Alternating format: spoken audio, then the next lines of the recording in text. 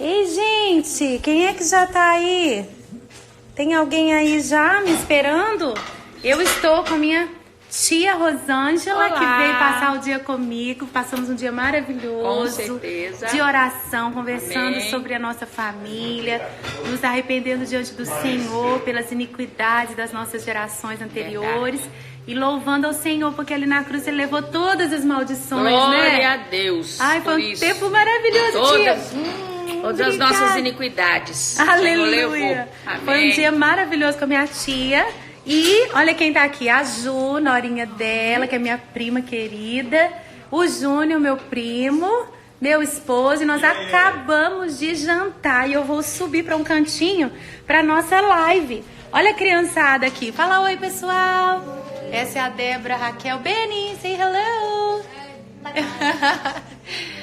Daqui a Olha quem tá aqui, o Rick Rodrigues, do Be Worship, que dá aula pro Isaac. Say hello, Isaac. Oi, gente. E em breve vocês vão ver muitas bênçãos que o Senhor tá fazendo aqui no sul da Flórida, né, Rick? Amém. Um avivamento maravilhoso que ele tem prometido. E o Be Worship, e o Rick é parte fundamental desse ministério. Agora eu vou subir pro nosso cantinho, porque tem uma amiga minha me esperando. E vocês também estão esperando, não é? Essa minha amiga, nós combinamos, marcamos na agenda a nossa live, o nosso bate-papo sobre o Congresso 2020. Olha, tem alguém escrevendo aí, Isaac no DT20, eu quero, amém! Porque 2020 é o ano que está chegando e esses números dobrados nos falam de porção dobrada. O Senhor tem falado sobre porção dobrada. E você pode já fazer a sua inscrição para o Congresso Diante do Trono 2020, que vai acontecer a partir do dia 9, 10 e 11 de abril, em Belo Horizonte, que foi palco de um grande avivamento que a gente experimentou no final da década de 90, início dos anos 2000. Foram coisas extraordinárias que a gente viveu. E essa minha amiga, quem sabe quem é? Quem sabe quem é? Essa minha amiga vai participar comigo. Vamos lá, vamos ver se ela já está online. Enquanto isso, vocês já do diantedotrono.com pra... Olha, pastora Ludmila, Milagre, querida! Ei, Ana! Você chegou! Beleza, minha linda? Beleza demais. Você viu que a Ludmila tá online aí falando? Sim! Ei, Ludmila! Oi, não tem jeito de fazer 3 pessoas aqui, não? Pois é, né? Ia ser ótimo, né? Ia dar, esse papo ia render. Ainda mais a gente mata a saudade. Mas assim, ao vivo, né? Com milhares de pessoas assistindo. Helena, santa expectativa pelo Congresso Diante do Trono 2020, porção dobrada, dias 9, 10 e 11 de abril. E quem quiser já pode ir para o site do Diante do Trono garantir a sua inscrição, porque eu sou suspeita para falar, mas antes de eu ser líder desse ministério, eu sempre fui fominha pelo mover de Deus. Tá? Isso eu sou testemunha. Isso eu sou testemunha. Você não sempre foi fominha. Além de você ser fominha pelo poder de Deus, você ainda influenciava todo mundo que estava ao redor, né? Então, deixava a gente fominha também. Eu digo com autoridade, né, Helena? Eu, se fosse vocês, não perdia esse congresso. Não perdia. Se eu fosse vocês, eu não perdia, gente. Sério. Helena, ai, eu tô com tanta saudade de você. E hoje a gente vai falar um pouco sobre lembranças que a gente tem. Que momento gostoso de matar um pouquinho dessa saudade, de lembrar coisas boas que a gente viveu, né? É verdade. E muita o Congresso, coisa, graças a Deus. O Congresso DT 2020, quando o Senhor começou a falar comigo, o tema, porção dobrada, e eu comecei a pesquisar na Bíblia, quando Eliseu falou, né, dá-me porção dobrada do Espírito que há em ti, falou para Elias, que veio antes dele, com quem ele aprendeu. Eu fiquei muito impactada, porque Elias fez 7 milagres, nós temos registrados, e Eliseu fez 14, nós temos 14 milagres registrados, então foi porção dobrada mesmo. Porção dobrada mesmo, ele recebeu aquilo que ele pediu. E quando a gente pensa nessa sucessão ministerial, da unção, e eu fiquei pensando, será que é apenas isso? E o Senhor me levou a pesquisar ainda mais, e eu vi que porção dobrada aparece também na Bíblia, em Deuteronômio. E quando Eliseu, que era um judeu, dentro do contexto, né, da lei, ele entendia o que ele estava pedindo para Elias, ele não estava pedindo, eu quero 2 vezes mais poder do que você. Sim.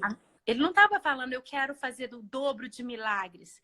Na verdade, Helena e pessoal, em Deuteronômio está escrito que o primogênito receberia porção dobrada da herança, por causa da responsabilidade que ele ia assumir. Então, era como se ele estivesse dizendo, olha, eu vou assumir o seu lugar, você vai para o seu descanso, mas eu vou assumir o seu trabalho, eu vou cuidar dos meus irmãos, eles tinham uma escola de profetas, eu vou pastorear Israel, eu vou ser conselheiro do rei, toda a responsabilidade.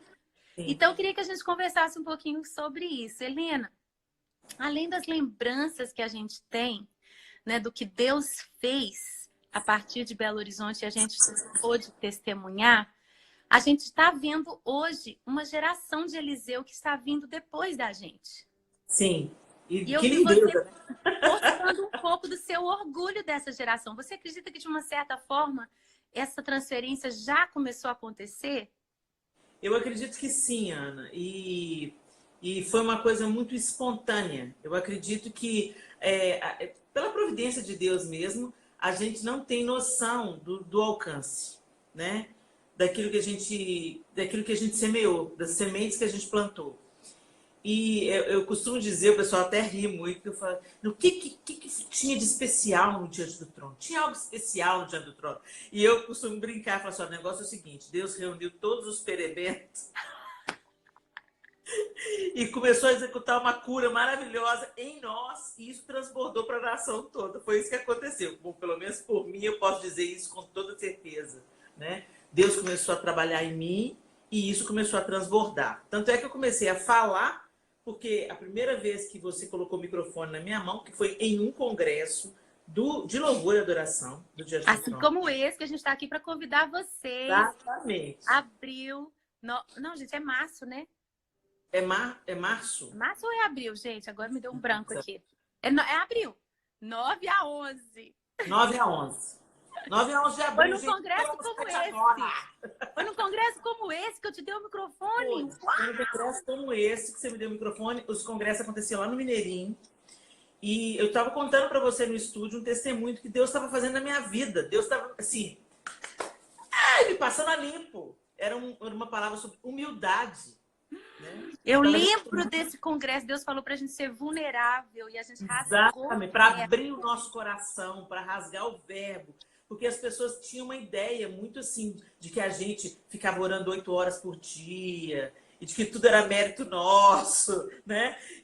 E eu lembro de você ter essa direção muito clara. Você falou assim, não, a gente tem que se desnudar diante das pessoas, e elas têm que entender que é a graça de Deus, aquilo que Deus tem feito em nós, elas têm que entender isso. E eu me lembro que eu estava contando para você aquilo que Deus estava fazendo no meu coração. Você falou assim, Helena, você tem que dividir isso no próximo congresso de louvor.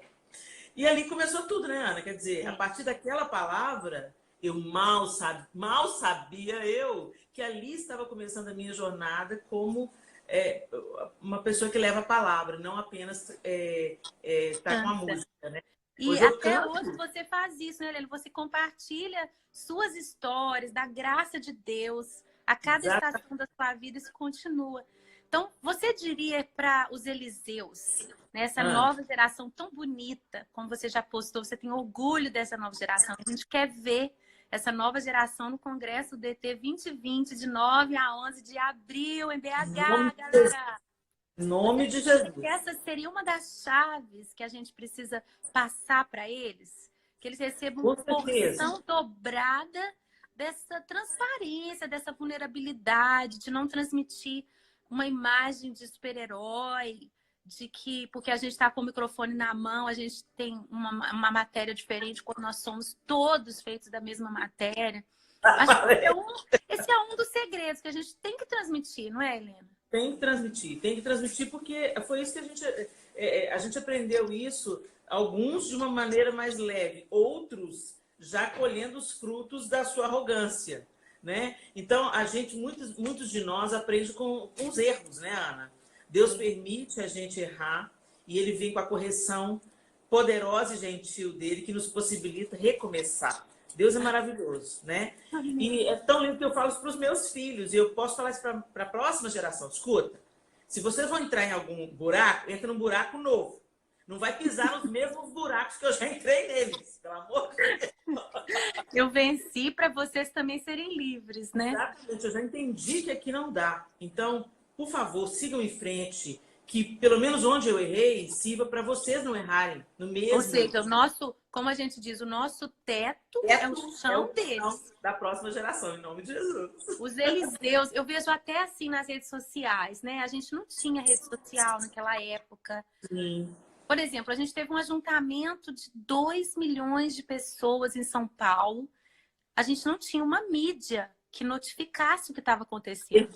Verdade. Nem para chamar, praticamente pouquíssima divulgação, mas também nem para contar depois a história. Sim. Né? Então, quando eu vejo hoje os ministros, os cantores, os evangelistas com as redes sociais, registrando, fazendo história que vai ficar registrada. Por exemplo, eu sei que cada geração tem a sua realidade, né? Mas hoje, por exemplo, eu me alegro quando eu lanço uma música e alcança aí 500 mil views, 1 milhão de views, às vezes com um mês e pouco. Uau, isso é maravilhoso. Mas os jovens que Deus tem levantado nessa geração, o meu teto é o piso deles. Exatamente. Né? O Isaías, por exemplo, que gravou Levanta um aleluia. Tá sendo uma bênção essa música, o alcance é enorme. Sim. Mas ele lançou uma música esses dias, eu acho que a Isadora, e com um dia, pá, 1 milhão. Uhum. Por quê? Porque a nova geração vai ter porção dobrada e a gente se alegra com isso. Sim. Tem que ir além. Tem que ir além, mas também tem que ir além na responsabilidade. Exatamente, é isso que eu ia falar. Porque uma ferramenta tão poderosa como é a internet, né? É lindo porque eles têm um alcance muito além do que a gente tinha, né, há muitos anos atrás. Isso é maravilhoso. Mas também é um motivo de mais vigilância e de mais cuidado. Primeiro porque a responsabilidade aumenta. Quanto mais pessoas você atinge, maior é a sua responsabilidade diante de Deus. E segundo, porque há uma tendência a saber que isso funciona e a gerar uma acomodação e não uma busca e dependência de Deus. A independência é um caminho muito perigoso para aquele que ministra a palavra, o louvor. É um caminho perigoso para aquele que quer seguir a Cristo. Né? Porque a nossa geração, como vou chamar a gente de Elias, né? A gente de Elias, os que estão vindo depois de nós de Eliseu. A gente não tinha também um referencial do que é ser um cantor gospel. Sim, não tinha. Que fazia sucesso e que tinha fama, que tinha reconhecimento. Eu lembro, por exemplo, os meus dilemas. Você deve lembrar de muitas histórias. Eu correndo quando as pessoas apareciam como fãs. Sim. Meus dilemas para tirar uma foto, como eu me sentia incomodada. Eu falava, meu Deus. Eu lembro quando as pessoas começaram a chegar com a Bíblia para eu autografar. Que conflito. Eu lembro de falar, gente, mas eu não escrevi a Bíblia. Eu não sou autora da Bíblia. Mas, assim, coisas que hoje as novas gerações já tem crianças que cresceram nos ouvindo Criança Diante do Trono, ouvindo a Bia, né, Helena? Sim. É isso aí, Ana! E o sonho delas se tornou ser uma cantora gospel, ser um cantor, ser alguém que faz eventos grandes em palcos ao ar livre ou que viaja nas igrejas ministrando. Isso tudo é maravilhoso, mas traz os seus perigos de que a fórmula para fazer tire a essência. E quando a gente começou, a gente nem sabia o que a gente estava fazendo. A gente não sabia que a gente estava criando uma carreira para nós. Não, não mesmo. E isso é bom. Esse é o lado bom. Essa dependência absoluta de Deus, entendeu? Usando, sim, as ferramentas que hoje são possíveis, né? Mas tomando muito cuidado para não entrar realmente na independência ou na motivação errada, né? Aquela pergunta que a gente aprendeu a se fazer com a Deb, né? Por que eu faço o que eu faço da maneira que eu faço? eu acho que essa é uma pergunta que tem que estar constante dentro do ministro, porque a linha é muito tênue. Hoje nós vivemos num tempo muito visual, e para a gente virar performance e se desviar daquilo que Deus desenhou para a gente, é muito sutil. Eu tenho aprendido e falado recentemente nas palavras que eu tenho ministrado, é que o espírito do engano, ele tem esse nome porque ele parece verdadeiro, mas não é. O engano é sutil, o engano não é espalhafatoso. O engano vem com uma aparência de legitimidade, né? E por isso que a nossa intimidade com Deus, ela tem que acontecer no quarto. Porque quando você tem essa intimidade com Deus, ele vai te livrar do engano. Do engano do outro, do engano do tempo e do engano do nosso próprio coração. E agora, né, Helena, essa nova geração de Eliseus, o tema do Congresso Diante do Trono 2020 é porção dobrada. Você está assistindo agora, você pode já fazer a sua inscrição e ouvir Helena e tantos outros ministros que são geração de Elias, né? E nós somos mais velhos, mais experimentados, e também Eliseus que vão estar se reunindo conosco para a gente aprender juntos. E a gente está batendo esse papo aqui para encorajar você a estar com a gente de 9 a 11 de abril. Em BH, na Lagoinha Matriz, esse lugar de tantas histórias. A gente está aqui meditando um pouquinho sobre o que a gente quer transmitir. Muito mais vai acontecer no Congresso. Helena, falando aí então desses perigos, eu acredito que as redes sociais hoje, elas aumentaram a tentação. Parece que é porção dobrada da tentação também. Também. Porque até no secreto, as pessoas, a gente às vezes pode se confundir e achar, né, que a gente vai tirar foto do secreto, ou vai para o secreto para tirar foto e mostrar. Gente, a tentação foi porção dobrada para essa geração também. É verdade. A gente por isso eu estou falando do espírito do engano. Porque uma coisa entra e é uma prática de muita gente. O mundo está envolvido hoje, né, na rede social. E, de repente, o que é comum para todo mundo começa a ser comum para a gente também. Mas não necessariamente o que é comum para todo mundo deve ser comum, deve se tornar comum para a gente, né? Então, é a sutileza, é com o sutil que a gente tem que tomar cuidado. Ninguém, como eu aprendi muito bem com o pastor Márcio, ninguém tropeça em montanha, filha. A gente tropeça em pedra pequena. Né? E a gente quer transmitir isso para a nova geração, né? Helena, agora vamos lembrar algumas coisas muito boas do avivamento que a gente experimentou a partir de Belo Horizonte. Eu sei que no Congresso 2020, de 9 a 11 de abril, nós vamos ter Helena Tanuri, mas nós vamos ter também Ezenete Rodrigues. Uhul! O pastor Gustavo Bessa, gente. Yes! Cada palavra que colocou a gente no lugar, né? Né, eu amava quando o Diante do Trono estava prestes a entrar para ministrar.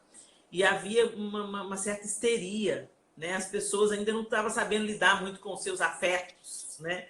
Não existia isso de show gospel. Então, quando a gente começou a ter os palcos montados nas grandes arenas, nos estádios, nas casas de show, as pessoas iam para lá e elas comportavam-se da mesma forma que elas se comportavam num show secular. Exatamente. E aí eu lembro que as meninas sentavam aqui nos ombros dos rapazes. Quantas vezes você falou, desce daí, querida. Né? Não é esse lugar que você vai estar sentado para prestar um culto a Deus, né? Eu me lembro que o Gustavo, muitas vezes, ele ia na frente e ele preparava aquela atmosfera com oração. Ele dizia que, olha, eu sei que vocês estão aqui, vocês gostam muito de Diante do Trono, mas ninguém do Diante do Trono subiu no madeiro. Nenhum deles morreu por você na cruz. Então ele dava aquele choque de realidade, tanto no público quanto na gente, e era maravilhoso. Ele sempre nos lembrou, vocês não são nada, nós não somos nada. E a gente precisa que a nova geração seja lembrada disso, né? Sim, é verdade. Que a glória. Até porque, né, Helena, imagina, nós estamos aí, o Diante do Trono mudou muito, o seu ministério mudou muito, o meu ministério mudou muito, mas nós estamos aqui servindo ao Senhor. Amém. E se nós queremos que essa geração chegue a 20, 30 anos servindo ao Senhor, e até Jesus chamar, amém, precisamos passar o que nós aprendemos que nós não somos Exatamente. nada sem o Senhor, né? Exatamente, é tudo sobre ele. Como é que é, Helena? Uma vez, ó, uma lembrança. Ah, Eu estava numa cidadezinha no interior aí de um litoral do Brasil, nem lembro onde que era, uma vila. ah. Nem lembro qual, bem rústica. E cheguei numa lojinha para comprar lembrancinha, não sei o quê. Aí a moça falou assim, tava tocando Preciso de Ti na rádio e na lojinha. E aí, Eu acho que foi no interior do Ceará, Ana. Eu tenho deve quase ser, você lembra dessa história que eu te contei, certeza. né? Lembro. E a moça não me reconheceu. E ela não era assim de igreja. E ela falou assim, nossa, eu gosto muito dessa música, gosto muito da moça do Humilhai-vos. A moça do Humilhai-vos. Humilhai-vos na presença de Deus. E ele vos exaltará. Era isso mesmo. Nós precisamos passar isso para a nova geração, né, Helena? Sim, é verdade. Precisamos. Mas, Helena, vamos lembrar mais uma coisa muito boa. Lembra dos nossos ensaios, Helena? Que visitação de Deus a gente viveu? Visitação. Ana, olha, a gente podia reunir para fazer um ensaio, né?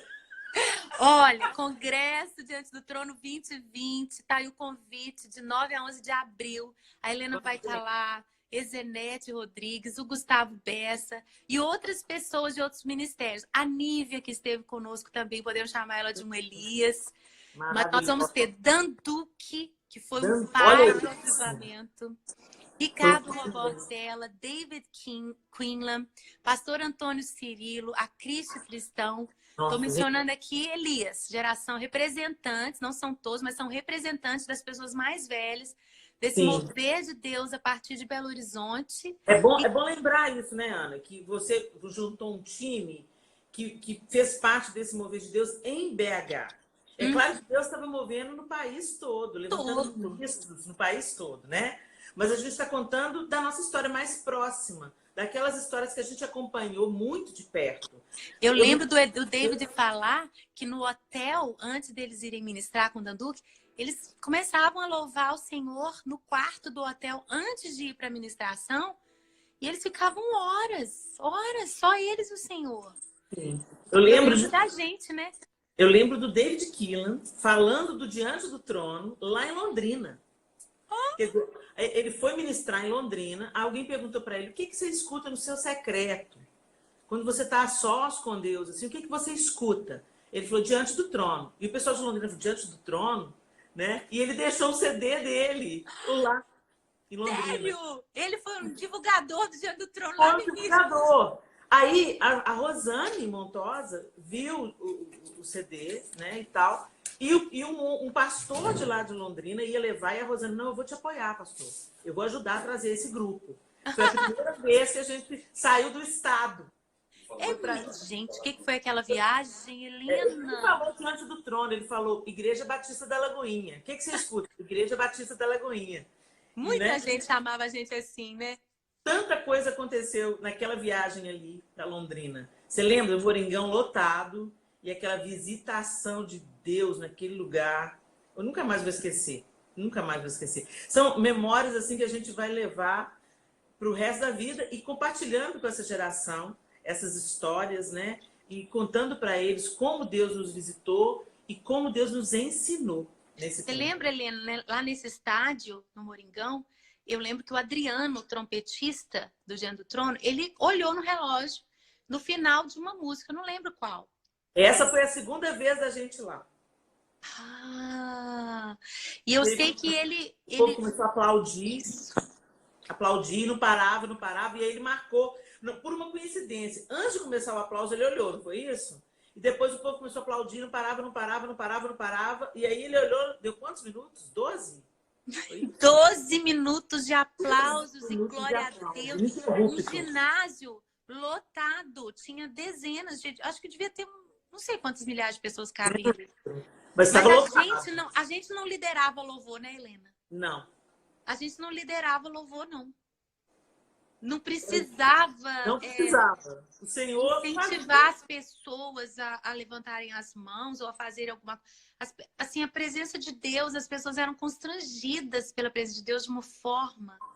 Uhum. Ai, que saudade, que saudade. É muito bom. Agora, Ana, a gente vê mesmo a graça e a misericórdia de Deus expressa nesses momentos, porque não é nada que nenhum de nós poderia produzir.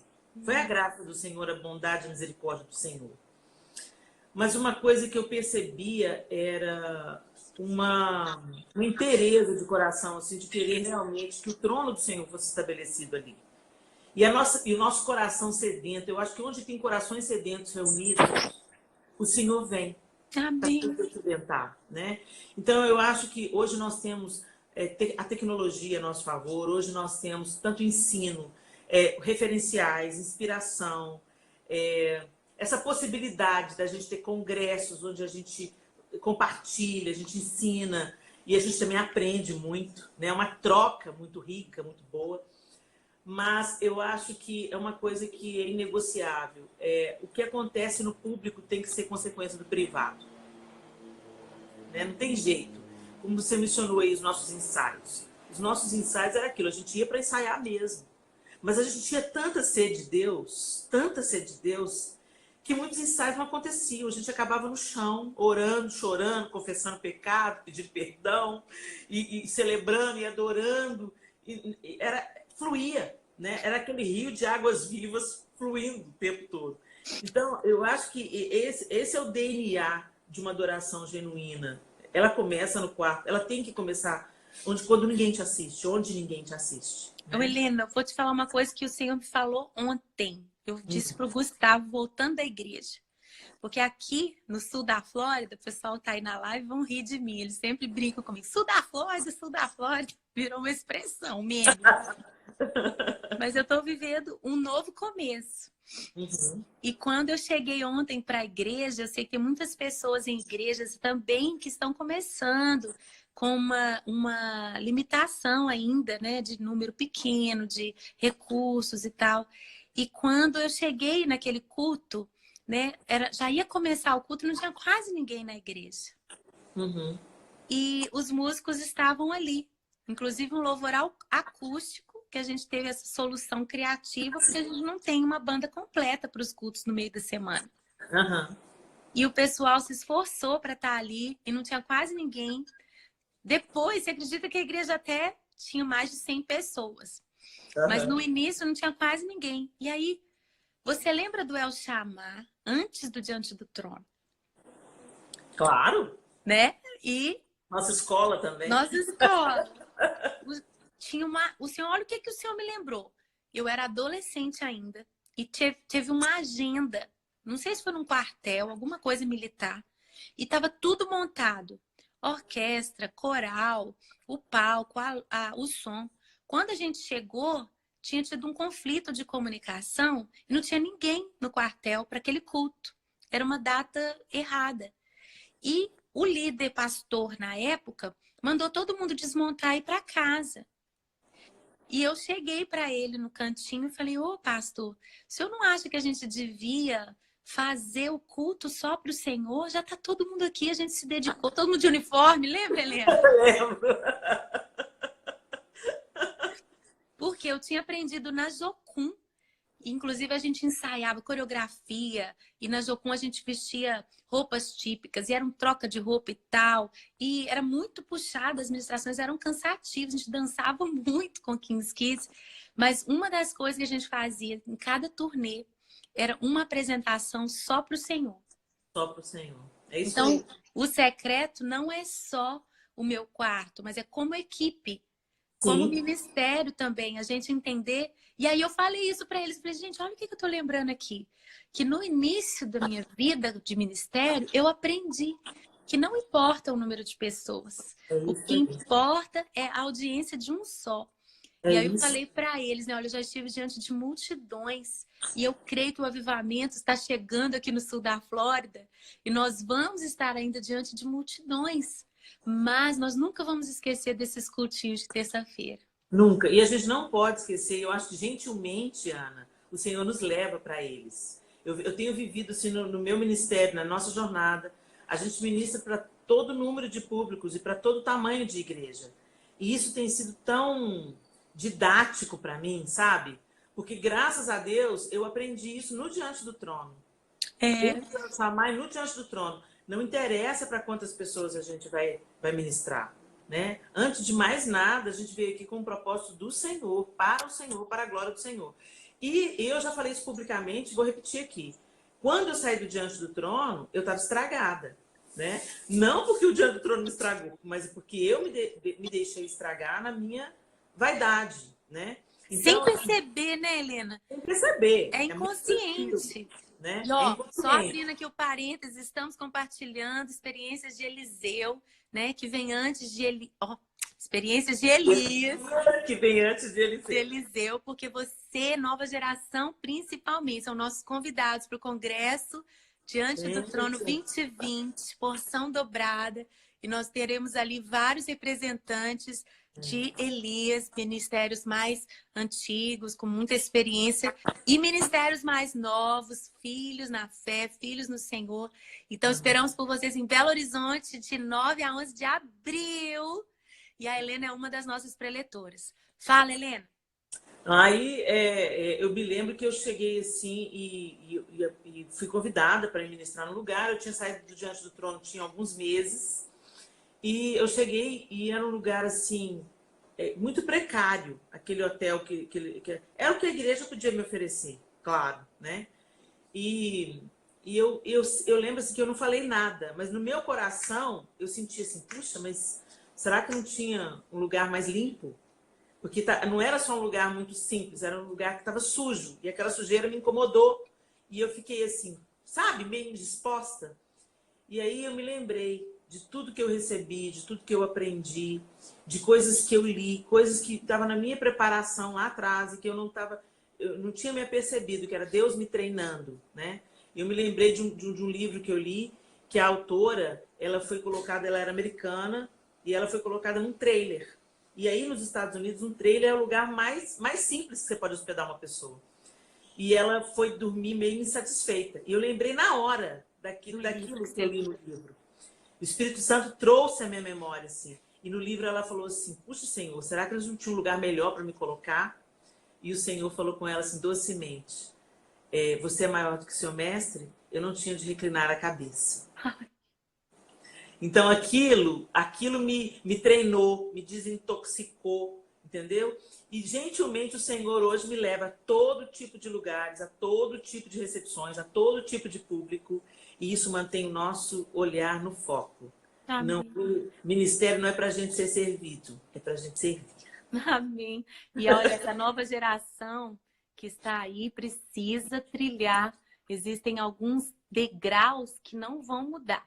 Por mais que o nosso teto seja o piso dos jovens que estão entrando no ministério, seja como cantores, pregadores, a gente tem orgulho de ver tantos dons, talentos maravilhosos. É verdade. Mas existem alguns degraus que vão ter que ser trilhados por eles também, que é, né, dessa simplicidade, da humildade, da dependência de Deus, como você falou aqui. E tudo isso que a gente viveu e que tem nos ajudado a permanecer, e a gente continua tendo que viver essas verdades, né, Helena?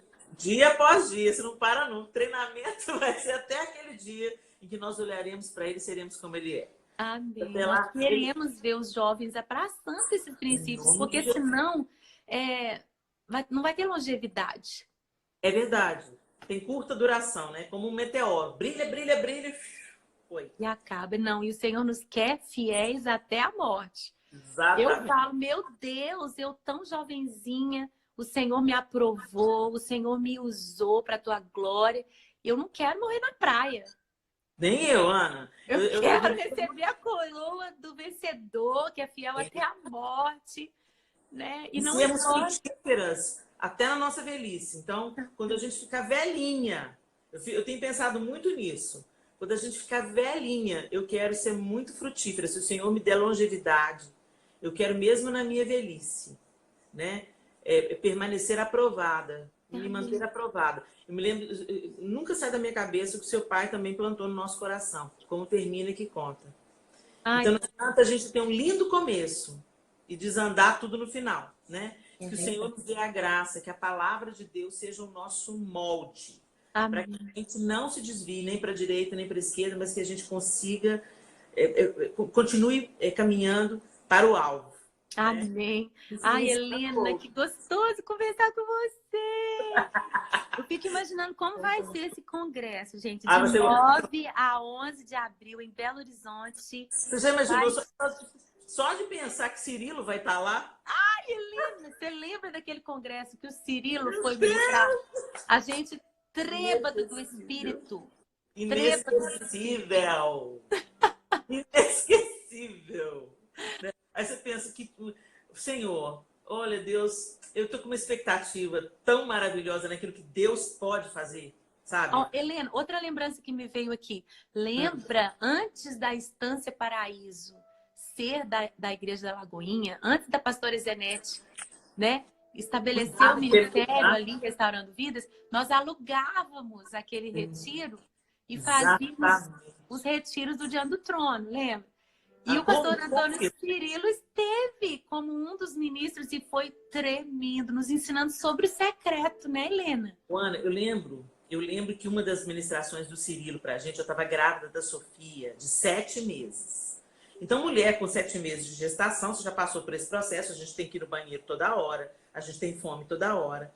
Ok, nós entramos para aquele salão, aquele santo salão da estância, às 9 horas da manhã. E o pastor Cirilo começou a ministrar sobre nós, e foi um tempo maravilhoso.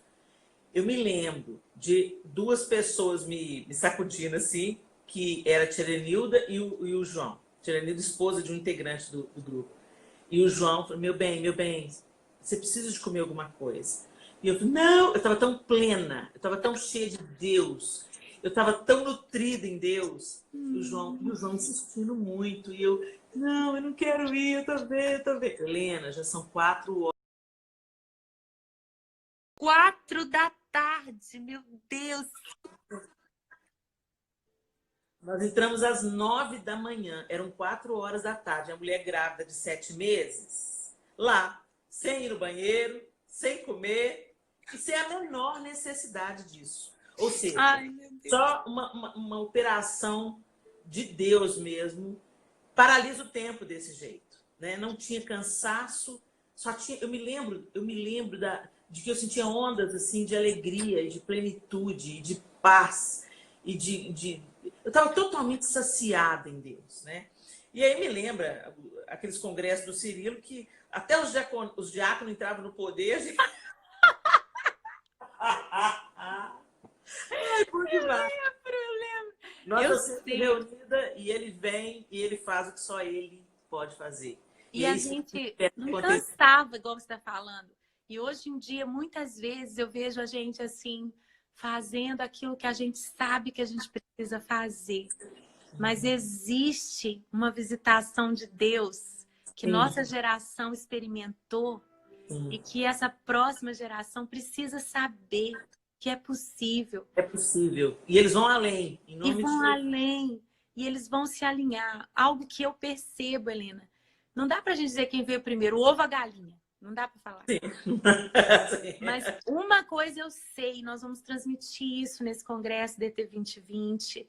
De 9 a 11 de abril, pessoal, em Belo Horizonte. Não perca no site. Faça inscrição. Não pode ficar de fora dessa, gente. Vai ser imperdível esse congresso. Eu tenho visto esse negócio das gerações, Ana, como a corrida de revezamento. Por isso que é tão importante a gente não ver as diferenças de gerações e o mover de Deus em cada geração como uma disputa. Não. O que Satanás quer é plantar disputa no meio do povo de Deus. Não é disputa, é a singularidade, cada um funcionando no propósito que Deus tem para cada um. Então, eu preciso de você, você precisa de mim, nós precisamos de Cristo! Até o fim! Então, eu vejo como uma corrida de revezamento, entendeu? Nós estamos correndo e tem uma geração na nossa frente. Eles são jovens, eles são velozes, né? E a gente quer passar o bastão. Agora é a sua vez, vai! Entendeu? E eu continuo correndo. Eu continuo correndo. Você vê a corrida de revezamento, você pode até diminuir o ritmo, mas eles continuam correndo, entendeu? Até o final do circuito. Então, alguém vai além. Tem uma ilustração que eu gosto muito também, Ana, que fala assim de que quando vai arar a terra naquele processo antigo, eles amarravam o boi novo e o boi velho. Olha, Os tudo a ver com o tema do Congresso 2020, dois, gente. os Elias e dois, Eliseu. os dois juntos. Por quê? Porque um tem a experiência e conhece a lida. E o outro tem o vigor, a força e a disposição que o boi velho não tem mais. Uau! Os dois juntos são poderosos e cumprem o propósito, né? Amém. Eu acho que é isso. Não tem disputa, não tem dizer, que o meu tempo é que era bom. Não. Cada tempo tem um propósito e Deus tem algo novo para derramar sobre a nossa nação, sobre o mundo, sobre o planeta. Amém. Quem sabe é essa geração aí, Ana, Amém! que vai preparar a vinda do Cordeiro, né? Amém. A todas o E se Cordeiro. a gente pode dizer como boi velho, né? Que tem que transmitir a sabedoria do que viu, do que viveu, do que aprendeu. Eu entendo, Helena, que aquilo que eu falei, que não dá pra gente saber o que vem primeiro. Mas aquele avivamento também nós experimentamos por causa de ou ele nos provocava um arrependimento de pecados. Sim.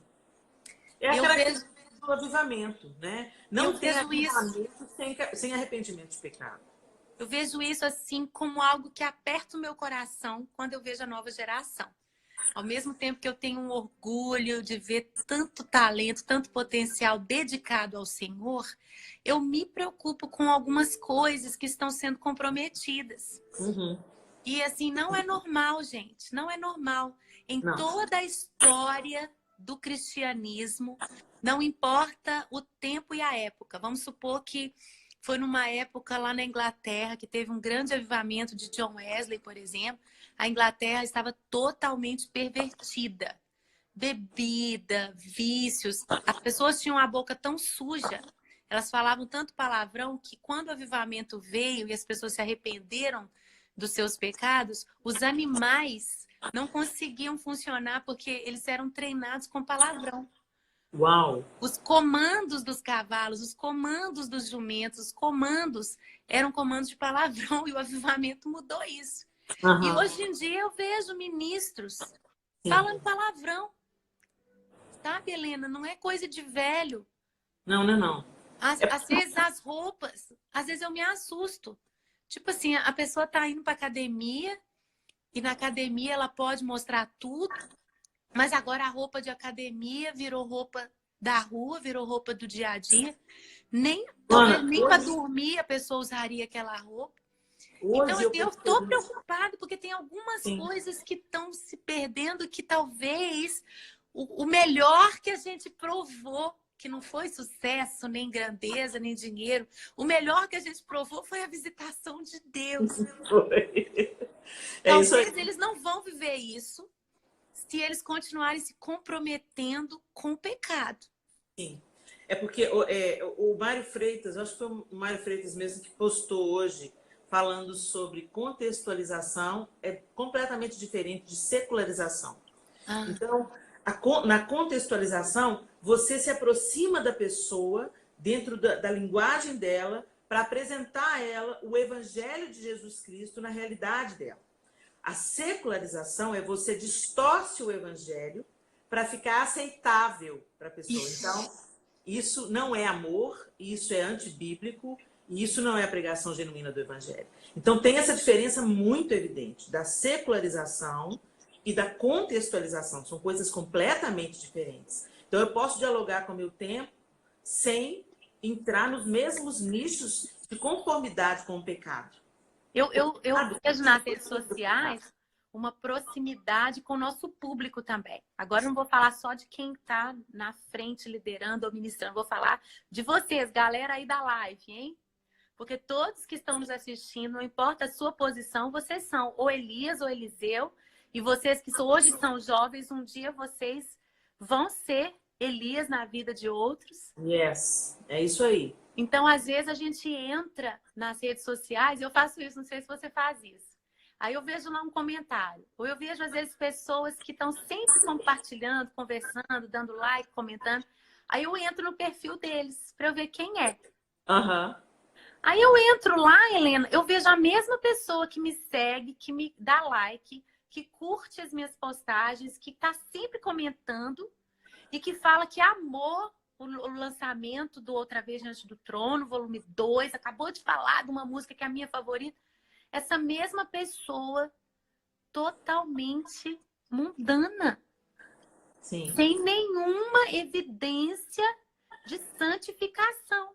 Eu fico assim, Senhor, eu sei que o Senhor tem um processo, eu não posso julgar o Uhum. outro, mas eu tenho clamado pelos jovens que me seguem. Eu tenho Sim. clamado e falo, Senhor, não deixa que eles se iludam, achando que eles podem chorar com a música do Diante do Trono e ir pro pecado. Exatamente. Será que eles estão só sentindo arrepios, falando que eu canto bem, ou gostando do som, da vibe, sei lá? Mas não Sim. está produzindo nenhum fruto de arrependimento. E essa foi uma das realidades que nós vivemos. Por isso eu não sei se o avivamento trouxe o arrependimento de pecados, ou se o arrependimento de pecados trouxe o avivamento, mas eu sei que essas coisas caminham juntas. E o que a Caminham juntos. nossa geração precisa passar para frente é o avivamento que nós experimentamos. Uhum. Milhares e milhares e milhares de conversões. O Brasil não tinha mega igrejas. O Brasil não tinha multidões reunidas. O Brasil não tinha um evangelho que era influente para fazer grandes eventos ou Uhum. em todas as esferas da sociedade. Hoje você encontra evangélicos. Nós não Uhum. tínhamos isso. Mas para isso vir a acontecer, isso é só um pouquinho. Ainda Ah, tem muito para mudar nesse Brasil. sim, com certeza. Essa grande colheita de almas para Jesus que a gente colheu veio por um avivamento que era acompanhado de arrependimento de pecados. Se essa nova geração de ministros ou de crentes em todas as suas áreas não viver o arrependimento de pecados, vai perder o alvo. Ô, Ana, hoje eu postei no meu IGTV um vídeo de um pastor, historiador. Eu acompanho ele muito porque ele faz arqueologia bíblica e é um assunto que me interessa muito. E eu postei um vídeo dele hoje e ele estava falando justamente sobre isso. Sobre uma graça. Ele terminou o vídeo falando assim, que a graça é de graça, mas não custou barato. Então, Peraí, a graça é de é de graça, graça. mas não é barata. Não é barato. E ele falou o seguinte, olha, o que vai te levar para o inferno não é pecado. Eu achei tão interessante isso, ele falou assim, o que vai te levar para o inferno não é pecado, porque senão eu estaria dando voz à obra. Da mesma forma que a obra não me salva, a obra também não me leva para o inferno. Uma coisa assim que ele diz, o que vai te levar para o inferno é você desmerecer a graça, é você não aceitar a graça que te foi oferecida, banalizar a graça, entendeu? Porque aí ele diz essa frase, porque ela foi de graça, mas não foi barato.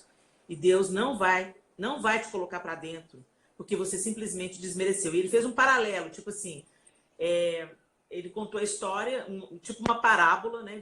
E ele falando que uma pessoa foi presa e o governador queria estender graça, dando perdão para aquele criminoso. Então o governador falou assim, mas antes de eu dar o perdão, eu quero testar esse cara, eu quero conhecer esse cara. E ele colocou a carta de perdão dentro de uma Bíblia, se disfarçou de pastor e foi para a prisão. E quando chegou lá, ele falou assim, eu tenho uma coisa para te oferecer, que está aqui dentro, e apontava para a Bíblia.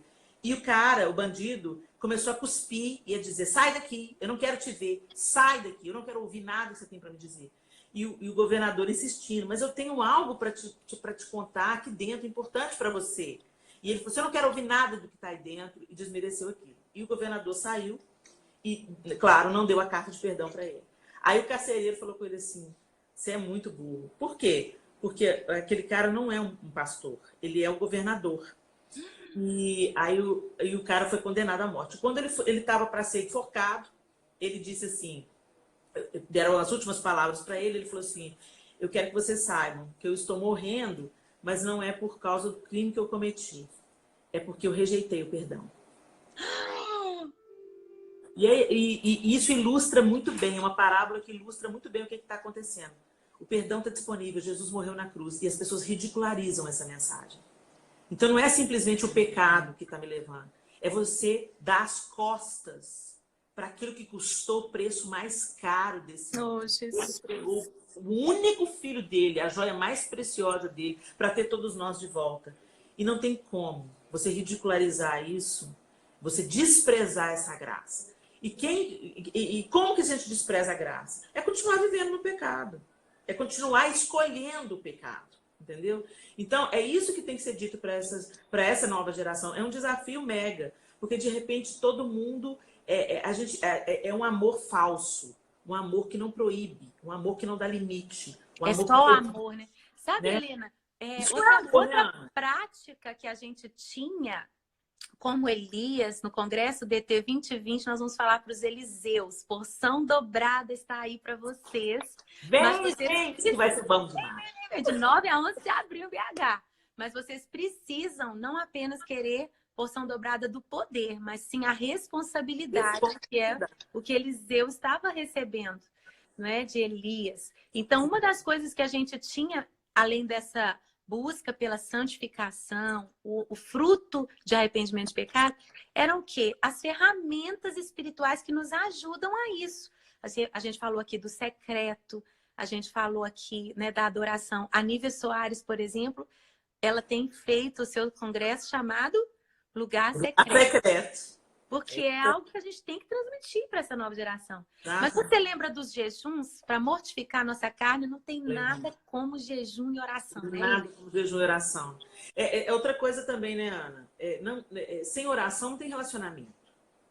Não tem relacionamento sem conversa, né? E às vezes as pessoas hoje veem a oração como um balcão de negócios. Então eu tô aqui te entregando as minhas necessidades e você, por favor, me ajuda aqui, né? O jejum também não é só o jejum pelas causas impossíveis. O que a gente viveu como diante do trono, e a gente quer transmitir para essa nova geração, essa ferramenta de santificação. Santificação. Porque o jejum, gente, e a oração é para nós nos humilharmos. E essa geração precisa aprender isso. Né? E não muda, né? Eu estou aqui, né, mais de 20 anos de ministério, começando de novo numa frente linda, que é a igreja diante do trono, Before the Throne Church. E nós estamos iniciando 21 dias de jejum nesse mês de dezembro. Eu falei, Deus, não tem outra chave mesmo. Não tem. Não. Olha, Jesus falou assim, olha, quando Jesus era criticado porque os seus discípulos comiam, jejuavam e tudo, ele falou assim, olha, o noivo ainda está com eles. Mas haverão dias em que o noivo será tirado e então jejuarão. Ou seja, nós precisamos jejuar. O jejum é uma disciplina espiritual que mortifica a nossa carne, alinha o nosso coração com o coração de Deus. Nos desintoxica espiritualmente, vamos dizer assim, né? Deixa a gente mais sensível. Não é permuta, eu jejuo, não é promessa.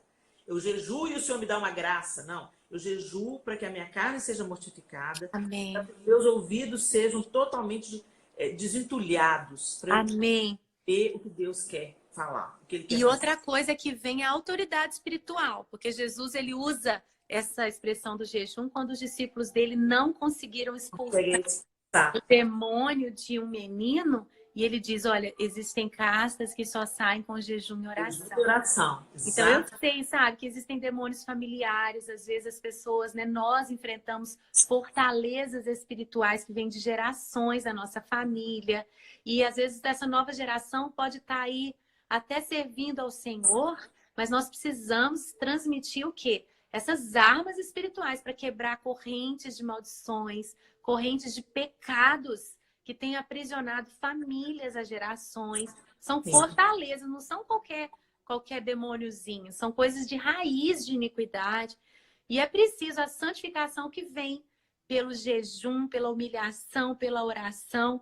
Não tem jeito. A gente pode mudar, a tecnologia pode ser diferente, o nosso teto é o piso da nova geração, mas a cruz não mudou, vai ser a mesma. O evangelho não mudou, a cruz não mudou, e o Senhor continua nos convidando. Se quiser vir após mim, negue-se a si mesmo. Negue-se a si mesmo.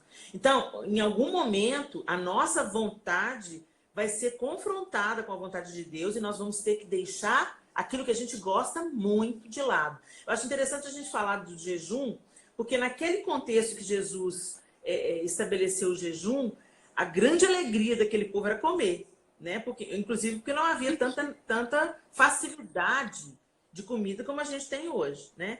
E esse jejum continua valendo. Mas eu acho que também cabem outros prazeres, sabe, Ana? Que naquela época as pessoas não tinham acesso e hoje nós temos livre acesso.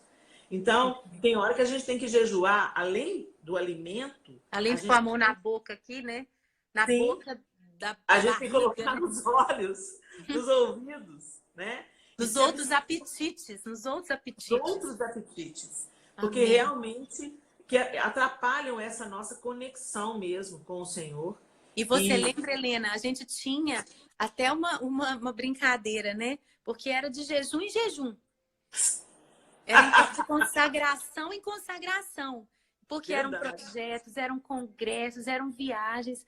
E olha, se a gente está falando aqui de uma nova geração que vai além da gente, se a gente viu um avivamento que trouxe uma colheita de almas como nunca antes, até no IBGE, no censo do IBGE, a porcentagem de evangélicos foi exponencial.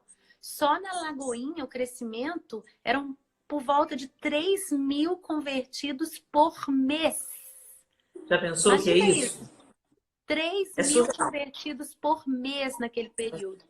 Sim. Se a gente crê que a nossa influência, aquilo que Deus fez como igreja no Brasil, naquele avivamento, naquele tempo, foi uma grande conquista, imagina o que Deus quer fazer. Se o nosso teto é o piso dessa geração, o que Deus quer fazer? Deus quer santificar o Brasil, Deus quer gente comprometida, cheia do Espírito, Sim. realmente transformando a nossa sociedade. Sim. Na política, nas artes. Nas artes, exatamente. Né? Na educação. Salgando. Gente, na universidade. Gente, eu vejo esses jovens nas universidades, eles têm um dos maiores desafios. Porque eles convivem com as drogas completamente liberadas. A ideologia de gênero estabelecida. O jovem cristão, essa nova geração, esses Eliseus que estão vindo por aí, eles precisam aprender o pouco que a gente aprendeu. Com o jejum, com a oração, com o secreto, até autoridade espiritual para conquistar território. Sim. Por exemplo, conquistar, vamos falar aí, as universidades. Ana, eu tenho orado por um avivamento nas universidades, especificamente. E por quê? Porque eu tenho filhos na universidade.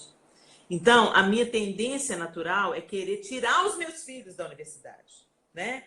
Eles falam, não, Deus, fulano, não pode ir, não. Não. E o Senhor mudou a minha perspectiva, Ele mudou o meu olhar. Não, Helena, você está orando errado.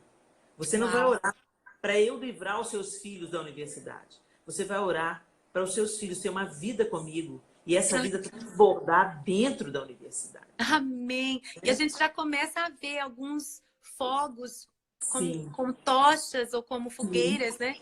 Eu já ouvi falar, por exemplo, do Dunamis, esse movimento lindo. Maravilhoso. Muitos jovens que têm feito algo tremendo nas universidades do Brasil. E tem que aumentar. Tem que aumentar mais. E nas artes. Agora é lindo. A gente não pode desprezar, Ana, uma pequena chama. O Dunamis começou com uma pequena chama. E está provocando um grande incêndio, né? Olha, Helena, imagina o Descend. A gente reunia um estádio, numa noite, um ministério. Eu fico maravilhada, gente. Eu vou estar em fevereiro, né? Nós, né, amiga? Nós. Nós vamos estar. 3 estádios simultâneos no Brasil, com unidade. Unidade. Tantos... Gente, quer dizer, já é um teto nosso sendo o piso da nova geração. Yes. Mas eu gostei muito, uma das coisas que o Theo fez. Procurou a gente para ouvir. Procurou a pastora Zenete. O que vocês viveram? O que vocês aprenderam? Ou seja, gente, a geração anterior tem que estar de mãos dadas com a geração nova. Yes. E não importa se você é cantor ou pastor, ou está na universidade, na política, não importa qual montanha da sociedade você está, quero convidar você para estar com a gente de 9 a 11 de abril, em Belo Horizonte, no Congresso Diante do Trono! Porção dobrada! Porção dobrada. Quem vai estar lá? De gerações. David Quillan, Diante do Trono, Cristo Tristão, Nívia Soares, Eu vou estar lá também. Eita, coisa boa. E alguns, o Danduque, o Ricardo Bortella. Ricardo Robortella. Ô, gente, vai ser bom demais. E na nova geração nós vamos ter Ana Nóbrega, Ana Nóbrega, Marina, Israel, Rael Salazar. que são Inclusive, representantes, né, Helena? São representantes. Todos nós só somos representantes. Nós não somos, como você diz, né, os bonitões da bala chita. Será que essa nova geração tem? Nós não